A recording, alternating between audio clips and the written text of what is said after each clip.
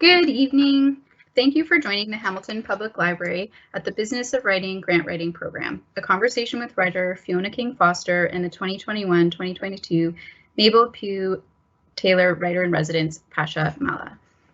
On the right-hand side of your screen is a chat box with links to more information about the Writer in Residence program. Please use the same chat box to ask questions to our speakers. My name is Erica, and I'm tremendously pleased to host this conversation with Fiona and Pasha. I will take a moment to acknowledge that the city of Hamilton is situated upon the traditional territories of the Erie, Neutral, Huron-Wendat, Haudenosaunee, and Mississaugas. This land is covered by the Dish with One Spoon Wampum Belt Covenant, which was an agreement between the Haudenosaunee and Anishinaabeg to share and care for the resources around the Great Lakes. We further acknowledge that this land is covered by the Between the Lakes Purchase of 1792, between the Crown and the Mississaugas of the Credit First Nation. Today, the city of Hamilton is home to many Indigenous people from across Turtle Island, and we recognize that we must do more to learn about the rich history of this land so that we can better understand our roles as residents, neighbors, partners, and caretakers. I encourage you to find Fiona and Pasha's publications at local independent bookstores like Epic Books at their Locke and Sherman Avenue locations, King West Books in Westdale, The City and the City on Ottawa Street, and all retailers that support books and literacy. Fiona King Foster is a professional grant writer and author of the novel The Captive. Fiona holds an MA in Literature and Creative Writing from Concordia University. From 2007 to 2011, Fiona was a program officer for the Cultural Grant programs in the Department of Canadian Heritage. Since 2011, she has been a grant writer for national literacy organization Frontier College, as well as a freelance grant writer and grant writing coach to individual writers of fiction and creative nonfiction. Across the arts and charitable sectors, Fiona has helped individuals and groups with successful grant proposals totaling in the millions. Pasha Malla writes novels, poetry, scripts, and articles for several publications. He is the author of several books: Kill Them All, Fugue States, Radic Fire, Radic Passion, The Poetry of Sports Talk, People Park, All Our Grandfathers and Ghosts, and The Withdrawal Method. You can borrow Pasha's books through HPL's catalog and on Overdrive. His debut book, The Withdrawal Method, a collection of short stories, won the Donata Guide Literary Award and Trillium Book Prize. One of the short stories in his collection, Film Song, won the Arthur Ellis Award. Pasha has also won several national magazine awards. He lives in the East End of Hamilton. Welcome to you both, Pasha and Fiona. Now I'll pass things over to Pasha, who will begin the conversation. Thank you. Thanks so much, and it's nice to be here virtually again. And welcome to Fiona, an old friend, and a wonderful writer. I recommend her. I'm just going to put a link actually to Fiona's book, so everyone can admire it and buy it and read it. Terrific, enjoyable. What would you? Is it wrong to call it a feminist Western? Is that okay? That's totally okay. Yeah, feminist Western, I get rural noir, I get thriller. Some people have called it crime fiction. It's all in there. Yeah, it definitely is. It's a real delight of a book, a page turner. Yeah, so, but that's not Fiona's only talent. She's also, multi-talented, a wonderful cook and a great friend and a nice person. Also a real an expert in the field of grant writing. So today we're going to be talking about grant writing, and what we're going to do, or what we had planned to do, was go through a Canada Council for the Arts application, but I'm not able to share my screen. So I'm going to point you in the direction for those of you watching or listening, or I don't know, whatever, engaging in whatever way you choose. There's a link to the Canada Council website where you can find information to register on the portal, which you need to do before you apply for a grant. You need to have a file on there, and you have to be a qualified artist. Fiona, do you know what actually the criteria are to be a qualified artist for the Canada Council? Yeah, so for literary writers, what you need before you can apply for a grant is what's called a validated profile. And there are currently two avenues to that validated profile for literary writers. The main one that's always been there is professional writers, and their criteria for that is one published book or 4 published pieces of short fiction that they have to have been published in at least 2 kind of venues. So it could be 2 stories in one magazine and 2 in another, but they do have to be peer reviewed and paid, which is often the trick, as we know with literary magazines. But so that's for professional writers. If you have that in your CV, you will be in almost all cases validated to go ahead and apply for money. There's also a new avenue that's a pilot program that's been indefinitely extended for new and early career artists. And in that case, you basically just have to have some kind of evidence in your CV of a kind of a substantial commitment to your art form, whether that's having taken writing classes or workshops, or could be fewer than the 4 required professional published stories. I haven't gone through that process, but I believe it's pretty open, and people should not be discouraged from trying. You can also reach out to the program officers ahead of time with questions on that. I've just added to the chat a link to that new and early career artist program, or NECAP, as it's called around the office. Yeah, there's some information there about how to apply, and I think it's wonderful that if you've only got 1 or 2 publications, or you're at the start of your career, often when artists need money the most, there's now an avenue for that sort of thing. So terrific. Fiona, does self-publishing count as a publication? That's a really good question. I think it does not, but I would like to check in on that, because self-publishing has become so much more of a viable route in the last several years that it could be that the CCA has updated their view on that. It's a really good question. If we get to a point later in this conversation where you're busy answering another question, I can find out. Yeah, I don't know the answer to that question either, but what's great about the Canada Council is they have these wonderful program officers who are super helpful. So any program you're applying to, or any specific file, will always have at least 1 program officer assigned to it, and folks can email or call. For example, at this NECAP link that I just sent, at the bottom of the page, there's a little email address and a telephone number with an extension that you can call if you have questions such as, do my self-publication credits count toward validation as an artist profile? So the first step in applying for a grant is to get validated and have access to the portal. And then once you're in the portal, what, Fiona, what does one do then? Well, just stepping out of that for just a second, I just want to say that the same is true for many other grants. It could be that there are people listening who are thinking about the Ontario Arts Council, or more local in Hamilton or in Toronto. And there are typically people at the other end of these programs who are, on the whole, very generous with their time and want you to succeed. So whether it's the CCA, the Canada Council, or a different granting program, you should always reach out with questions to the people at the program if you have them.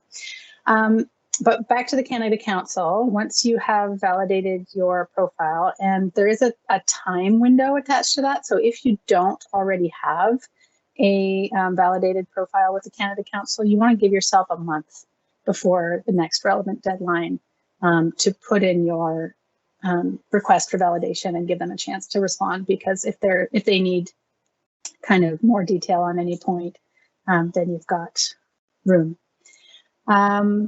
And so once you've got a validated profile, they've told you go ahead and ask for money.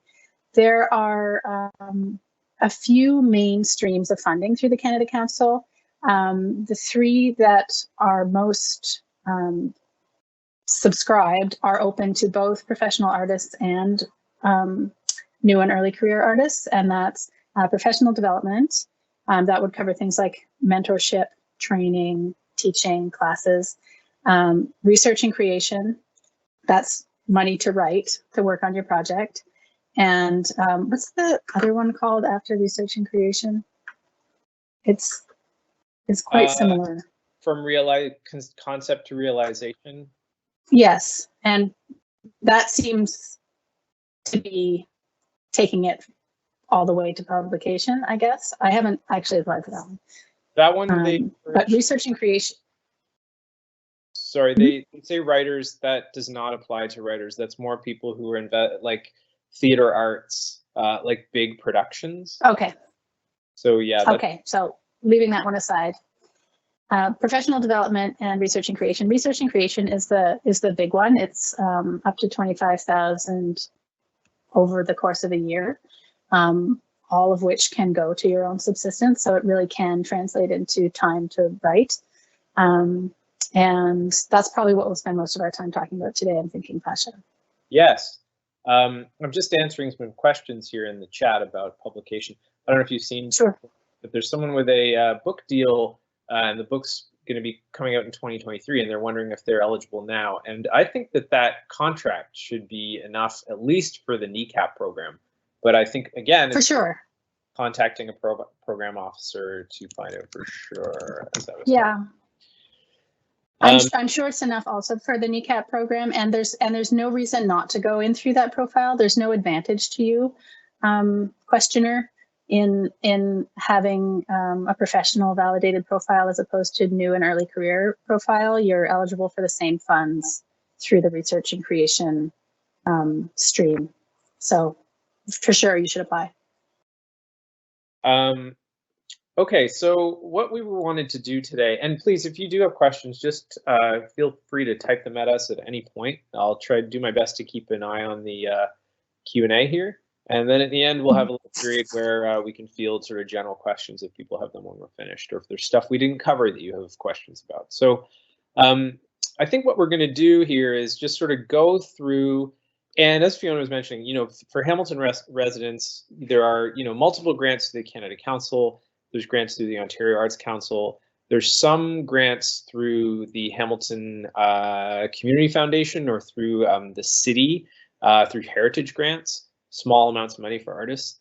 And then there are other smaller organizations and foundations that have grants. But the Canada Council is sort of the big one that offers the most money. And I mean the most money kind of like holistically to the arts in general in the country, but also their individual grants to writers are more than twice as much as you're going to get anywhere else. So we thought we would look at specifically the grant stream, Explore and Create, and a Research and Creation grant. So what we're going to do is just kind of go through the form, sort of, and Fiona will have amazing and expert advice on all kinds of sorts of things you should be trying to do in your own application and things you should be looking out for. So I thought we would just start. Is that okay, Fiona? Can we get going? Yeah, absolutely. Okay, so the form starts with the first question in the grant description, and I'll just add here quickly. I also have applied for grants and had some success getting grants, and sat on a number of grant juries. So I sort of have some experience on the other side of things, like on the side of adjudication. So I hope between the two of us, we might be able to offer some good suggestions for this stuff. So, all right, so the grant description is the first part of your application after you go through some sort of like administrative and bureaucratic rigmarole. Anything here, Fiona, that you think people should be thinking about as far as the opening few pieces of this application?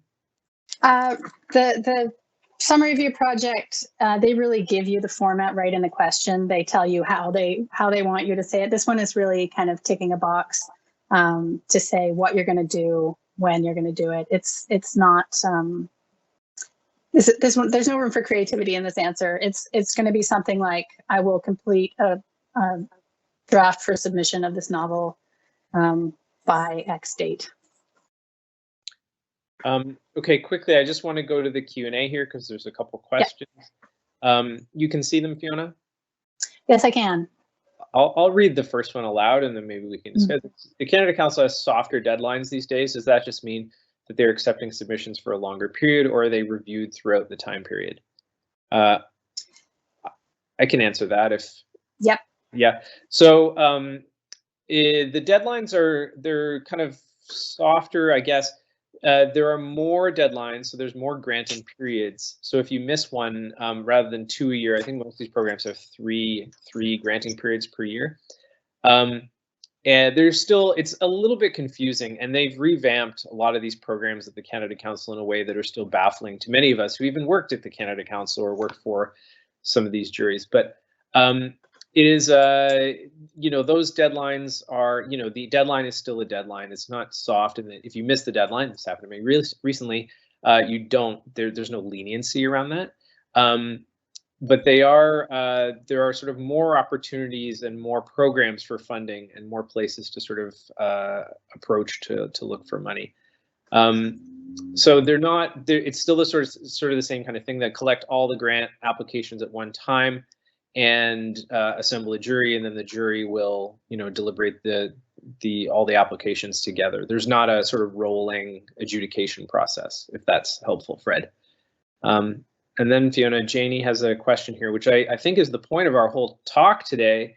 I've received feedback that my proposals have passed, but there was no money left because I was lower in priority. How do I improve an application that is good but not great? I hope that today will offer some tips that can help do that, because, you know, Fiona, I don't know if you agree with this, but I think often it's, you know, a project can be amazing, but a granting language and an ability to write a grant is a different thing than being able to write a good book. And it's really about how you frame your project. And it's not an adjudication of your project, but rather how well you are able to write a grant application. So, all right, this is what we're trying to do today, right? Yes, yes, and also, a large part of the decision process is subjective, and, you know, a good but not good enough proposal, one deadline might make the cut the next deadline. You're being judged against whatever else came in. And I think that's, I've known several people who've heard that response back, and it is an encouraging sign. It's not like a soft no. You really did kind of rank reasonably well, but the depth of the money pot just didn't get quite there. So take heart, and yeah, let's firm up the application. Okay, moving on. The next sort of, you know, major question here is to provide a one-sentence summary of the project. Is there anything here that you thought would be useful for people to know, or any sort of tips? The one-sentence summary, to my mind, is really just kind of, it's very prosaic. You just say what you're going to do with the money when you're going to do it, and then yeah, there are several questions in the form that are really just kind of making the should I say jury or committee, as a former member of committee? One, I think what they tend to say committee. So some of these questions are just making the committee kind of comfortable that you know what you're proposing to do, but really the meat of the application comes into just a few questions that have longer word limits, and that's where you really are going to make your case, in addition to the writing sample, which obviously is a huge part of the decision-making process.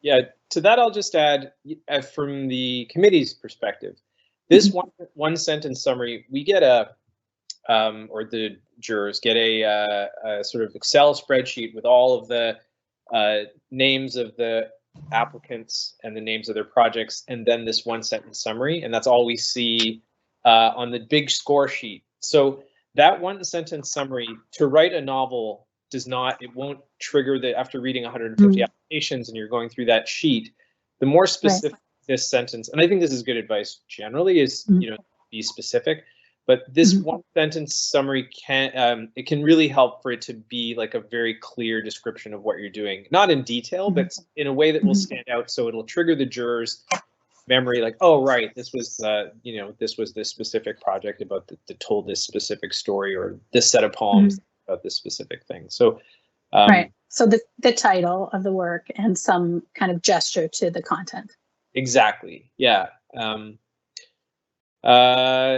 So yeah, so next is the project start dates and end dates. These are relatively clear, I think. Yep. Any suggestions here, Fiona? No, I always put in a year, because to my understanding is that the CCA will fund up to $25,000 for a period of a year. So you're not, no harm done giving yourself the full window. And then, but it's really, I don't think it's too significant. If you're applying principally or mainly for subsistence funds, the CCA, we'll get to the budget later, but the CCA's kind of limit for that is $500 a week. So you would need to give yourself a long enough window to spend that out if that's what you're proposing to spend the money on. Yeah, and I think generally, a year for these things, the program is designed to fund a year's worth of work up to $25,000. And again, yeah, as you say, we'll talk about the budget when we get there. But giving yourself a year to write a book is a draft of a book, or edit a drafted book, or finish the draft of a book is usually a pretty good window.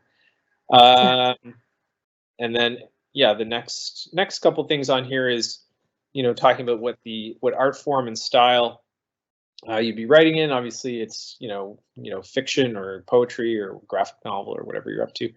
Okay, so this on the Canada Council Forum, question 1.7 is the first sort of big in-depth question. And just one thing I'll add very quickly: do not write your grant in the form in its first draft incarnation. Do it.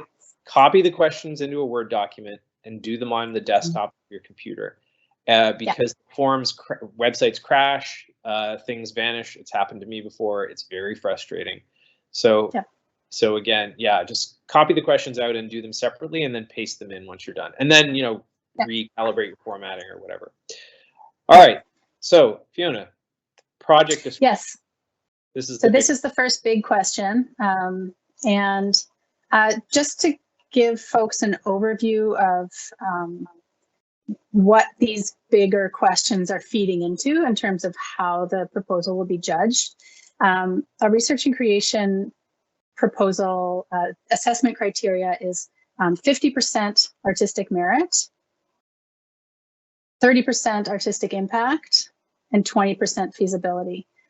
So they're drawing the artistic merit largely, obviously, from your writing sample, but also from the case that you make for the merit and the impact of your artistic project in the forum. So it really is important that your choice of words here in these next few big questions relate to the writing sample, especially if you're proposing a book. You want to have submitted a sample from the work in progress, and you want there to be a clear connection for committee members who are reading, umpteen of these and their eyes are crossed and they're tired, between the case that you're making, the book that you're describing in your proposal, and the sample that they're seeing, even if the sample is still rough. So this first big question, I call this one, what is it really, and why? So you want to, they give you 750 words to describe your project. I tend to break it out as 3 chunks. The first one, what is it? Literally, what is it? What is the story? What are you doing? Give them a sense of what this book, presumably this project, will ultimately be. Help them locate themselves in the sample that they're going to read. So if it's a novel, a plot description, a summary, a description of the characters, what's going to happen. And then what is it really? You can talk about the themes, the issues, the inspiration, what is kind of propelling this story on a deeper level, and then why you, why this, why now. So what drew you to what brought you to wanting to do this project, why this project exactly, and where this fits in the scheme of things. So that's a lot to do in 750 words. Another excellent reason to do, as Pasha said, and write in Microsoft Word or Google Docs or whatever your preferred container is, because you're going to probably have this draft answer that's two times too long, and you're going to need to compress and condense and clarify. And really, I think what they're looking for here is to see the rationale, to believe that this could be a book, that you have a concrete vision, that it's something they would want to read, and that you are the person to write this book. Does that sound right to you, Pasha? Yeah, for sure. And I think it's really good advice to not be afraid to overwrite. You know, the problem with the form is it starts to tell you when you've written too many words, and I think it even stops letting you type. So if you're doing it in a separate document, you can overwrite. And yeah, really good advice to then pare back, because if you're trying to, you know, on the front end, curtail your answer, it's going to result in kind of like something half-baked. So yeah, don't be afraid to overdo it and then sort of edit it down to something within the word length. And, you know, similarly, I'll just say that, you know, the word length is 750 words. I would err on the side of 700 plus when answering this question. Anything, you know, less than that, you know, starts to feel like you haven't taken the question seriously, you haven't put the work in. Like, you know, as a committee member, it's very easy to see the people who, you know, tossed off an application in an hour and an afternoon. And there's a real sense of entitlement to that, and it's irritating because we're putting a lot of work in on the adjudication side, and it's really, it's just nice to see that people are taking this process seriously, because it is, you know, we're quite lucky in Canada to have this amount of, I mean, they don't have this in the States to the extent that we do in Canada. You know, I think we should have more grant money. That's not to say I think that, you know, the arts shouldn't be funded even to a greater extent than they are, but it is, we are quite fortunate to have these opportunities, and I think that they deserve a kind of commensurate amount of respect for the process. So, good to. I fully agree. And on that too, I know what you mean about there being kind of an entitlement to feeling kind of, you know, put upon that you need to apply for and for arts funding and to kind of do a slapdash job of it. But there's also a certain amount of respecting yourself as a participant in this process when you're writing a grant. What I have seen a lot of in coaching grants, coaching people to write grants on their own behalf, is there's a strong tendency to be self-deprecating, to kind of undercut oneself, to kind of suggest that, I don't know if it's a form of kind of false humility or what, but like the committee doesn't need that. They need you to see that you believe in yourself and in your project enough to get it done. So there's really, in terms of tone, I feel that there isn't any room in this application form for personal tone if it's not in support of describing the work, because that's not the arts funding exists to help good work get made. It's not, I mean, and the Canada Council says this, I think, right even in the form, not to talk about financial need, because that's not the basis of funding. So you don't want to cast yourself in a negative light as a way of showing, you know, humility or something like that. You want to really go to bat for your project. Yeah, for sure. And I think, you know, things like conditional verb tenses, you know, this isn't a project you would write, this is a project you will write and are writing. And I think that sort of confidence, professionalism is really important, just as Fiona has said.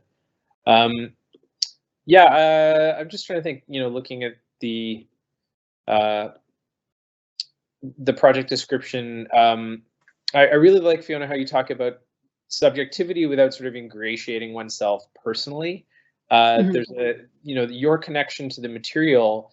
You know, if you spend 10 years as a professional beekeeper and you're writing a book about bees, it's a good thing to have in there. You know, yes.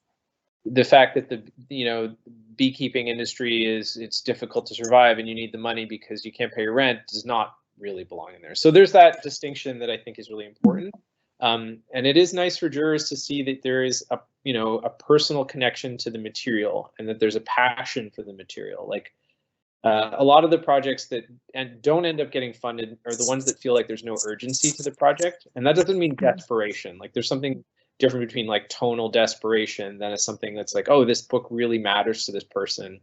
I mean, we're saying book because we're talking in literary terms, but you know, whatever the artistic project is, that there's a real need to do it for you, the artist and the writer. And that's a really good thing to convey, just with the confidence that you approach the material and, you know, how eloquently you speak about what you're going to do. Fiona, how important do you think it is for, say, a fiction project, a novel, and I suppose this could apply to a book of poems as well, but to have a really thorough plot summary or sketch of what the entire arc of the book is? Do you think that's something that people should include in their application, or do you feel like that it's not as important as other things? If you know it, I think it's absolutely worth including in a clear and concise way. What I feel that in terms of, it's most important to my mind in grant writing to be really honest, actually. There's also an idea that I encounter a lot that grant writing is kind of like a code or like a mysterious alchemy of saying the right words in the right order. But I think that committees really respond to the sense that they're really getting you where you're at with this project right now. And if that's at an earlier stage and you don't know the full arc of the plot, that's okay. There are other ways of making a compelling case to continue this work. I don't think it's premature to apply for funding at that point. On the other hand, if you do know a sense of the arc, it is going to help them picture the finished work, and it is going to help them just kind of feel more comfortable and situated in what the project is. But not all projects are narrative. Not all projects have a plot arc in that way. And I think it's more important to really honestly, truthfully convey what you're trying to do and why you're excited about it. And that may not have to do with plot. That, I hope that's not too vague. Nope. I think of the sweet spot when I'm writing a grant or helping someone else write a grant. For me, the sweet spot is to read it through, and if it feels like, wow, that is really true, like I have really kind of bared my soul about what I'm hoping to achieve here, and at the same time, it also sounds kind of impressive. Like, wow, that's a cool idea. That's when I know it's finished. That it's both truthful and exciting. Yeah, and I think it's that excitement, like from the perspective of the committee, that, you know, one can, you know, there are the projects that feel like, oh, I want to write, I should probably write a book. Here's a proposal, and then there are the ones that have like a sort of feeling of, it doesn't even have to be novelty, but passion behind it, and something that really matters to the writer. Okay, do we want to move on to the project plan question? Yeah, for sure. So this is the question on the Canada Council application where you outline your project, the plan for the project, including a timeline. So the key steps and the dates of their completion, in terms of, if I get this money on date X, my project starts on, you know, the 1st of September 2022 and goes until August 31st, 2023. Here's what I'm going to be doing. So Fiona, what should people be looking to do in this section? This is basically demonstrating a certain amount of professionalism, that you have a realistic sense of what it takes to write a book or complete the project that you're applying for. When I said before about the assessment criteria being 50% merit, artistic merit, 30% artistic impact, and 20% feasibility, this is where they judge feasibility, this in the budget. I think. Tell me if I'm wrong. I haven't actually been in one of these committees, but no, for sure. Yeah, that's right. Yeah, so this is where you're saying you kind of break it down. It doesn't have to be extremely granular, but you kind of break down to some degree of concrete detail the steps that you're going to go through in terms of reading, research, getting feedback if that's part of the process, any kind of mentorship or other that kind of thing that's going to be involved. If you're sending it to sensitivity readers at the stage that you're in with this project, that could go in there. And the committee are also peers, right? So they will have a sense of what's a realistic work plan and what's not. You know, no one's going to produce a new draft in a month. So, you know, really think about what your process is going to be. And, you know, if you're someone who has a work or study history in another field, you probably have all the information you need to kind of draw up a reasonable work plan. So just think it out realistically.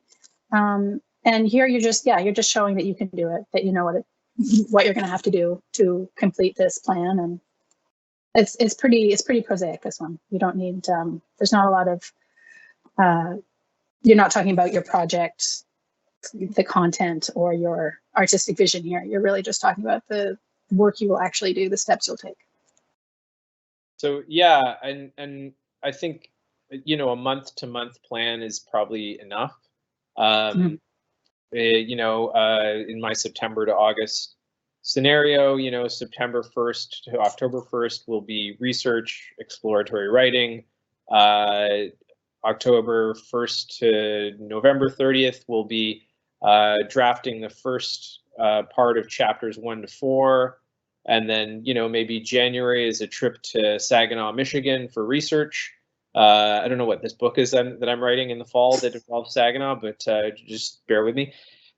So just laying out the steps in that way toward the, you know, a final, you know, the final dates where ideally you will, you know, have reached the end of your draft or manuscript. I don't think there's an expectation that people are starting from scratch and finishing a book that is then go to publishers. I think that is, it may be a little ambitious. I don't think it will cause a jury pause, but it may just, we may wonder if the person has done this, like, or thought about doing it, or done it before, has enough experience to really, you know, I'm going to write this 400-page book and it'll be perfect and I'll send it to publishers in 12 months. That's very, very ambitious. So I think realistic goals for your timeline, and just finishing a draft or polishing a draft that's already written is a really, I mean, that's fair. I'd say, you know, on average novels take 2 to 3 years to write. So, you know, work with that timeline. Yep. Okay, so from there, the next question is, how will this project contribute to your artistic development or advance your artistic practice? This is part of the impact question. This is where, if describing your project is artistic merit and outlining your project plan is artistic merit is in the description, and in the project plan is the feasibility, this is the kind of artistic impact question. So Fiona, what are your tips here? There's two parts to this question. They're asking you basically how this is going to push you and how this is going to push the field. So you need to kind of tackle each of those really thoroughly. In the first point, the potential to contribute to your own artistic development, that can look a lot of ways, depending on what your practice is, where you are in your creative life, and what your style is, what your genre is, all that kind of thing. But whatever your idiom, you want to explain how you're pushing yourself. What are you doing differently than what you've done before? What risks are you taking artistically? Any kind of particular challenges or experimentation inherent to this project. You know, this isn't, the funding is competitive, and I think when you spoke before about projects that lack urgency, I mean, a project that lacks urgency would be a project that is just kind of more of the same. Like, this writer is going to do this anyway. They've already done this. It's not a particular challenge. So in that competitive atmosphere of funding only being available for, you know, the top ranked projects, it's going to excite the committee to see that you're taking a chance here. You're trying something new. This is innovation for you as an artist. And then the second part of the question, the potential to advance artistic practice. So artistic practice in literature, if you're writing kind of mainstream narrative fiction, that's a big ballpark. If you're writing something much more kind of niche or a smaller kind of subset of the literary world, you want to situate your answer to this part according to what kind of work you do. And you want to, in this is a really great place to put your work in context of other work. What, comp titles or inspiration or other forms, other writers, other movements in your part of literature that are exciting to you and that you see your work feeding into. So all in all, this question is going to show them how you're pushing yourself and where you fit and why your contribution to the field is valuable. And we can dig into this one a little bit more if people have questions, or Pasha, if you have questions. This is a big one. This is a big answer. Yeah, and from the committee side, it is a good spot for writers to locate their work in context with other writers, like writers who have inspired your work, writers you feel like you're in conversation with in this project, writers doing similar work or work you're responding to, work that you may feel like, I've read a lot of books on beekeeping and they've all been very misguided, and I'm here to set the record straight as a professional beekeeper in Saginaw, Michigan. You like, that's the sort of thing that would make a good, it makes a good argument for your own book here. And I think this is the place where, the argument for your book happens more. If the opening remarks of your case are in the project description, this is where you say, and this is why it's important, sort of thing. So, and if there are elements, the Canada Council is very interested in technological innovation, and if there are elements of your book that are, technologically interesting, if you're going to be using multimedia stuff in any way, this is a really good place to put that stuff, because it will make them happy, and it does sort of set certain projects apart from others. Not to say, like, I've never written anything that involves anything more than what I could have done on a typewriter, but so not every project has to have, a CD-ROM attached. I think that's the new hip technology, right, Fiona? It's certainly, things that involve other media, this is a good place to sort of like, show some evidence that you're thinking a little bit more broadly about form or content or whatever. So yeah. And if your content also, even if you're not innovating technologically, if your content is pushing the envelope in some direction, this is also a place to show that you know what you're talking about to some degree, that you've done your research, and that you're up to date. So, if culturally or, I'll just say, if culturally your work is proposing to be progressive in some way, to some extent, prove it here with your references and with your kind of analysis of what you're doing artistically. This is an excellent point. And I will say also that if, being current with broader political, cultural, and social conversations, if you are engaging with those conversations, it is very important to show evidence of that here, that you're, thoughtfully engaging with, especially, and maybe this is a good place we can start to transition to one of the final questions. I mean, there are other questions about hiring artists, which are very rarely, unless you're hiring translators, applicable to writers. And it's okay to leave some of these blank, if applicable. Here's question 1.11. If applicable, how will you ensure safe working conditions for those involved in this project?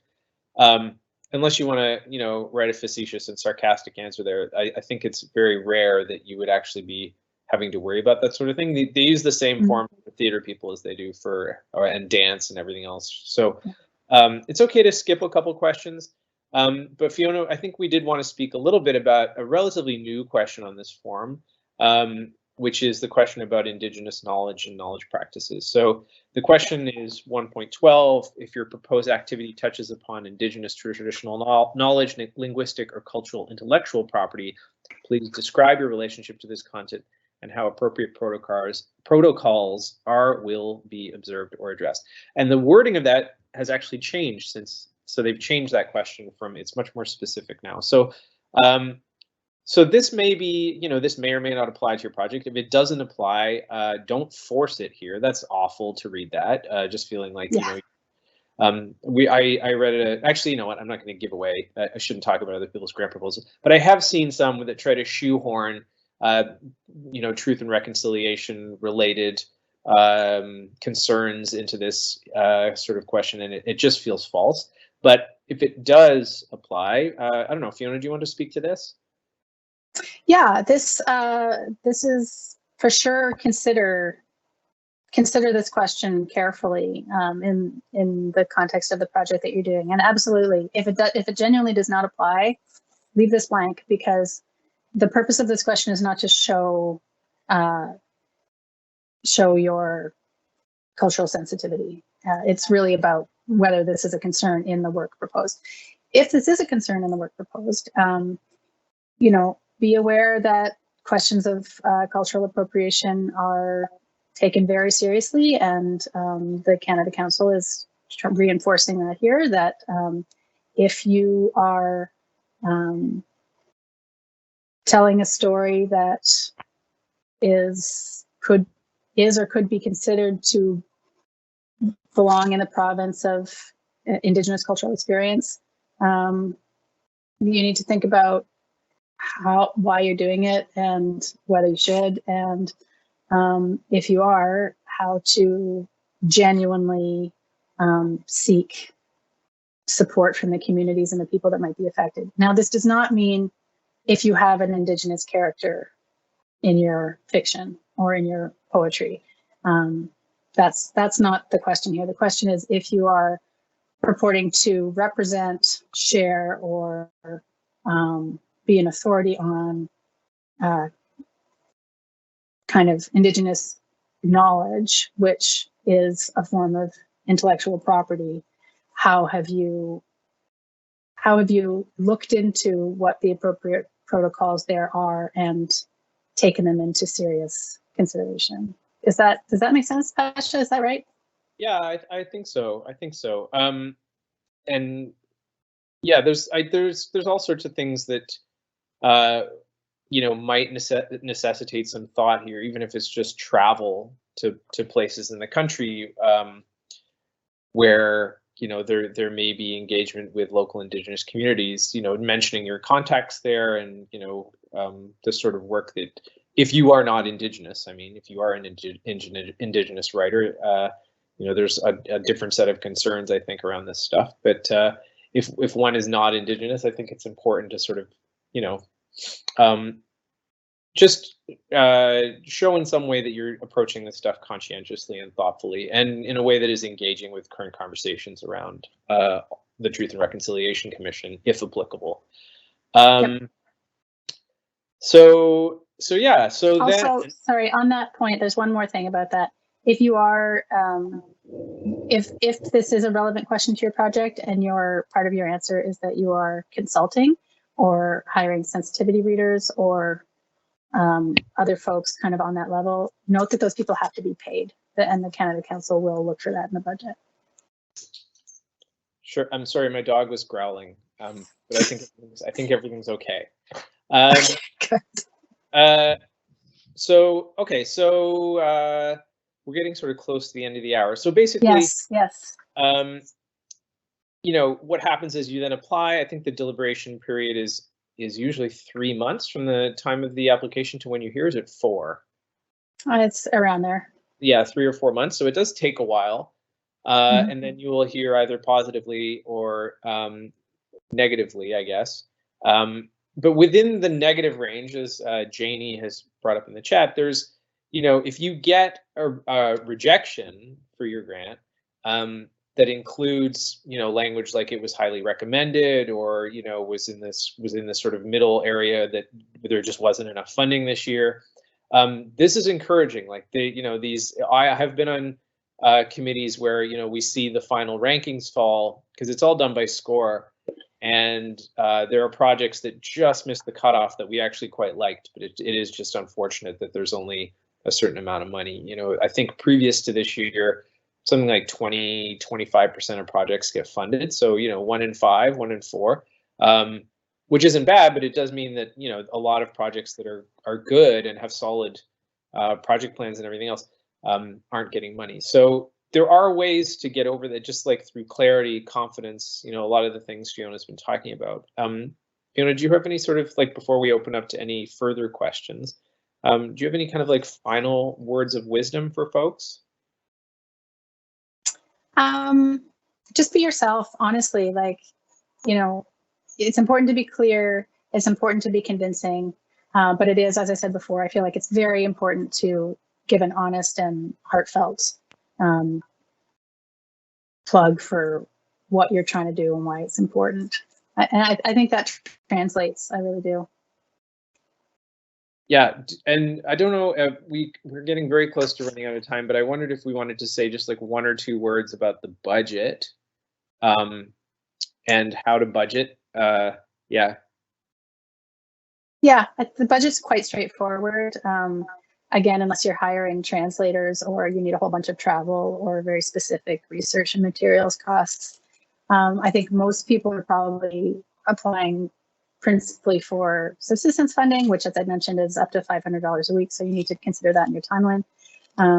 But it would not be unusual to put in a $25,000 request that was all for subsistence funds, and that's the whole budget.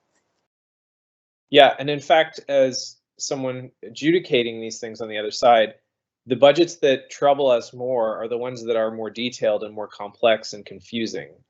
There's nothing wrong with applying for $500 a week for 50 weeks, ask for $25,000 for a year. I mean, that's very, very standard. If you do have research materials that you want to buy, you don't necessarily need to put it in this budget. Like, you can pay for that stuff out of the grant if you want. It does not help to break every line item down to the dollars and cents. It doesn't often sway a jury positively. So I think that simpler is better when it comes to the budgets, from my perspective. But then also, if you are mentioning that you are planning on traveling to Michigan or wherever, like how much the bus ticket is, I mean, that can certainly be part of, there's a section in the grant for research, so that can be part of it. Staying in the Howard Johnson and, whatever else.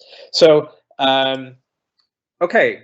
Now, are there further questions, or does anybody have anything that we didn't discuss that you'd like us to answer or talk about, or?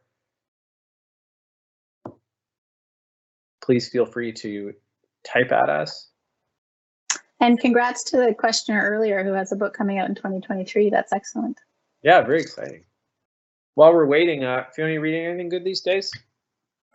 Oh, yes. What am I reading these days? Oh, well, I've been talking to you. I've been talking your ear off about this book. It's nonfiction, but man, I recommend it to all fiction writers. It's called White Flights.